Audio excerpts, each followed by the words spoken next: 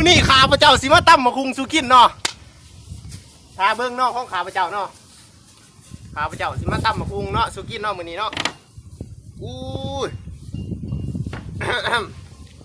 เขาก็มือก่อนกับเขามามอในเนาะเขามา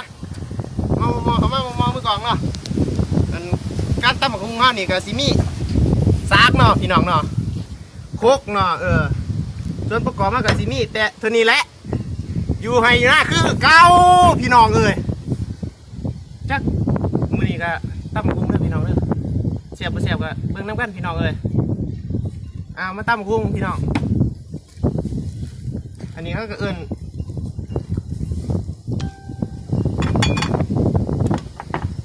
มักเพชรนี่เนาะเพชรนี่เขาก็ซื้อมาจากเกาหลีเหนือเนาะเพชรนี่เนาะก็ซื้อมาจากเกาหลีเหนือน้ำตาลเนาะเอามาจากอินเดียอันนี้ก็มะนาวเนาะมาจากอียิปต์ตะวันตกเฉียงใต้อันนี้หัวมะเขือซื้อมาจากอเมริกาเนาะราคามันก็แพงแน่เนาะเขาก็เลยซื้อโบราณเนาะอันนี้ก็เป็นนัวเนาะเป็นนัวนี่ก็ซื้อมาจากอิตาลีเนาะภาคใต้เนาะเป็นนัวอันนี้เนาะจ้อมก็ซื้อมาจากอังกฤษเนาะเขาก็สิมาอันนั้นในเบิ้งเนาะพิธีตั้มกุ้งของชาวอัตตปื้อเนาะเขาก็สิตั้มกุ้งให้เบิ้งละวันนี้ก่อนอื่นเนาะเขาก็เอาหัวเทียมเนาะ3-4งีบเนาะใส่ก้อนเนาะนี่เนาะหัวเทียมเนาะหัวเทียมเนาะใส่เนาะนี่เนาะใส่นี่หัวเทียมเนาะพี่น้องเนาะนี่เพชรเนาะเพชรนี่ก็สีก็ใส่ลายบันไดเนาะราคามันก็แพงแน่คันว่าสีใส่ธรรมดามันก็คือสีโพดแล้วก็สีเอาลายแน่เนาะเพชรเนาะแล้วก็สีใส่เนาะวันนี้เนาะเพชรเนาะใส่จากศูนย์อากาศเนาะคันว่าสีใส่หม้อลายมันก็คือสีโพดเนาะเกี่ยมเด้อพี่น้องเอาไปลูกตะมิดฟังข่าวแล้ว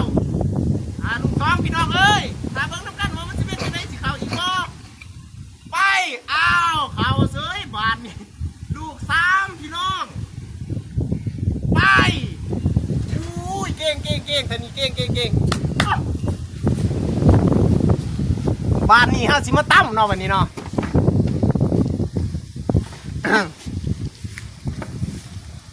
มักพริกอีสังแล้วย่างเป็นนัวพี่น้องลือเป็นนัวฮะก็สิใส่แบบลูลาหน่อยนึงเนาะได้แล้วพี่น้องสำนีลูลาอังลังการเป็นนัวกูไปใส่เบิดเนาะพี่น้องเป็นนัวผมมีพี่น้อง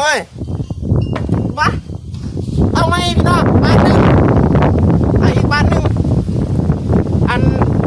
อากาศมันก็คือสีเป็นใจอยู่หน่อยนึงเนาะเราก็ต้องใส่จังซี่เนาะพี่น้องเนาะนี่แม่มือใส่ดีๆเถอะใส่ลงไปเนาะพี่น้องเนาะใส่ลงไปอีกใส่ลงไปแล้วเนาะก็สิมาตั้มเนาะวันนี้เนาะตั้มก่อนแล้วบัดนี้ตั้มพี่น้องตั้มบางทีคือเก่าพี่น้องอย่าอยู่นะยังไงแหละอยู่ให้อยู่นะคือเก่าพี่น้อง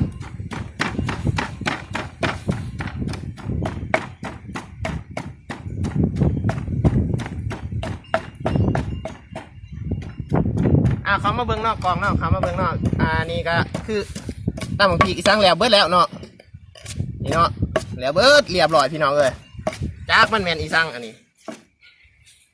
แล้วอะไรเนาะเขากะสีก่อนอื่นเนาะเขากะสีมาแนะนำเนาะมะพุ่งนี่กะเอามาจากเกาหลีใต้เนาะหน่วยหนึ่งกะประมาณ500 กีบเนาะคือว่าแพทย์เติมเนาะพี่น้องเนาะใส่มะพุ่ง คุงเนาะวิธีใส่มะคุงเนาะพี่น้องเนาะใส่เบิ่งเนาะก่อนอื่นเนาะอากาศว่างก่อนว่าคุณผ่าอากาศมันสิเป็นจังไดเนาะก็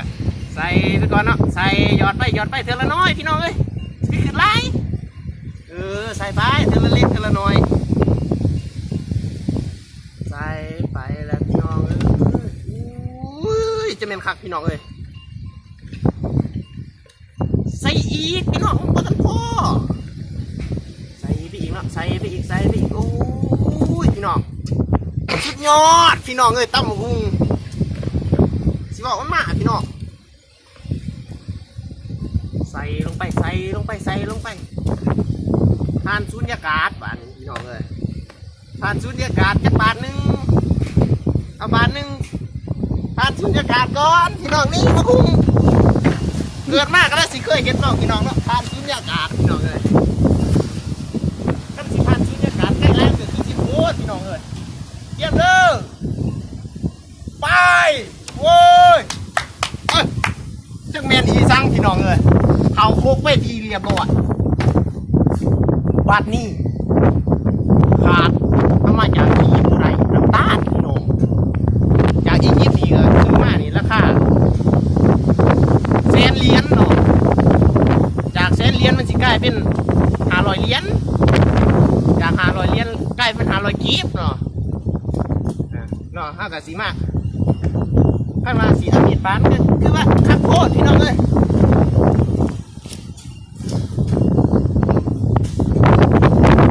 ใส่พี่น้องใส่ลายหวานเป็นหวานได้พี่น้องเลยกินได้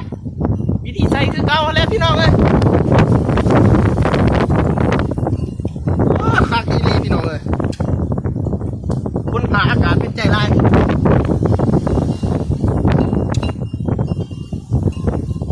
ฮักเจ้าที่สุดอ้าวเดี๋ยวมาฮักน้องเลยนั่งมันบกขาดเลยพี่น้องอันนี้ฮักอะเอาออกไปก่อนเนาะพี่น้องเนาะ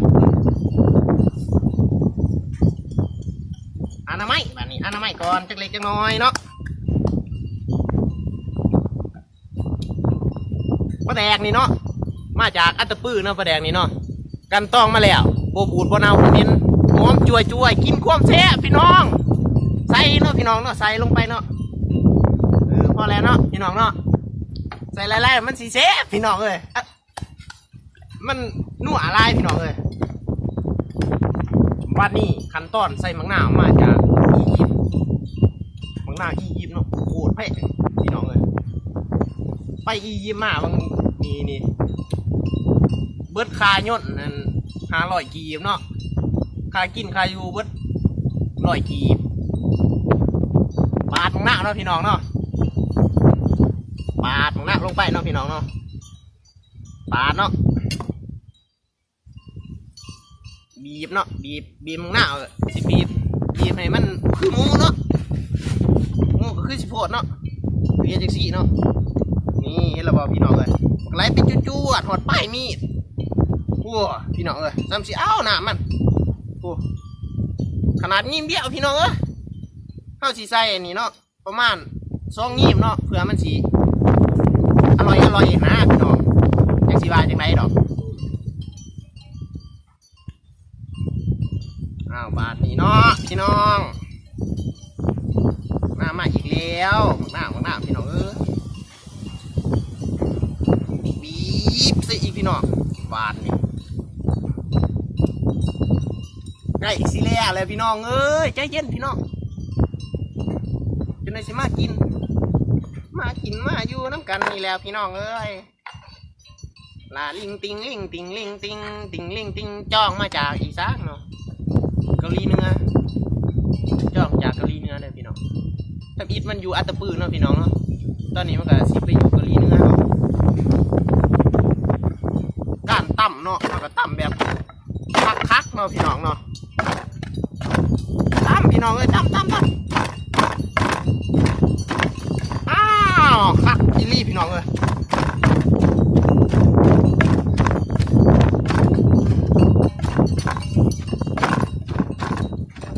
ว บาดนี่พี่น้องสิหอดขั้นตอนกินพี่น้องหาเบิ่งพี่น้องสิยากนะ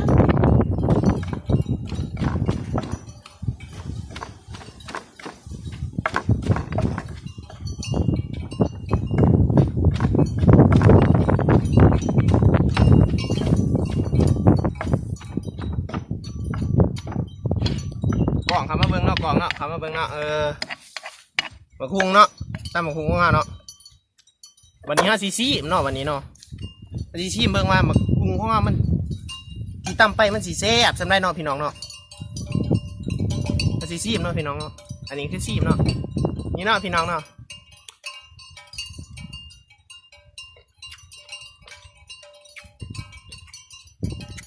แซ่บพี่น้องลงจานได้ลงจานแล้วบัดนี้พี่น้องเอ้ย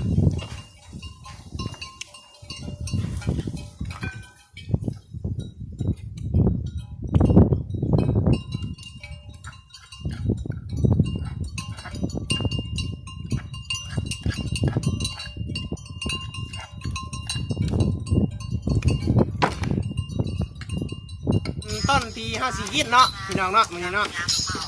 ห้าก็สีกินแบบให้เบิ่งเนาะแบบแซ่บเนาะเขาใส่มือเนาะกินเนาะเขาสิบ่ใส่มืออันนี้เนาะวิธีกินของเขาเนาะเขาก็สิซิมใส่นี่บางก้อนเนาะว่ามันสิแซ่บเท่ามือบ่มันบ่แซ่บเท่ามือเอามือคือเก่าพี่น้อง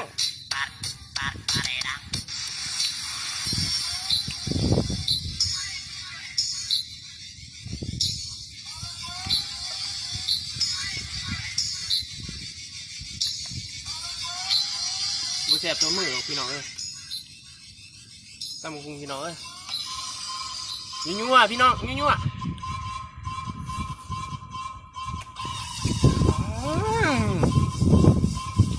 มันแซ่บพี่น้องเอ้ย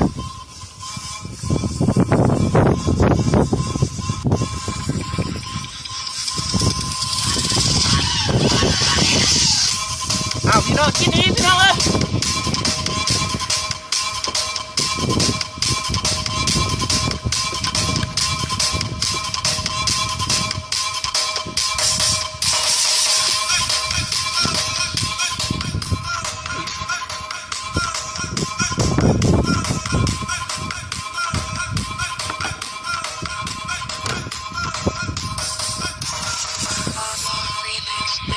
อะไรกันลูกลาโบส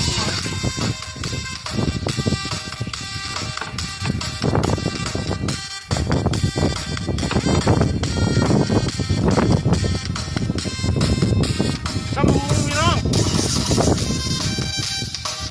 อ้าวพี่น้องตำมุงเขาเป็นไงล่ะ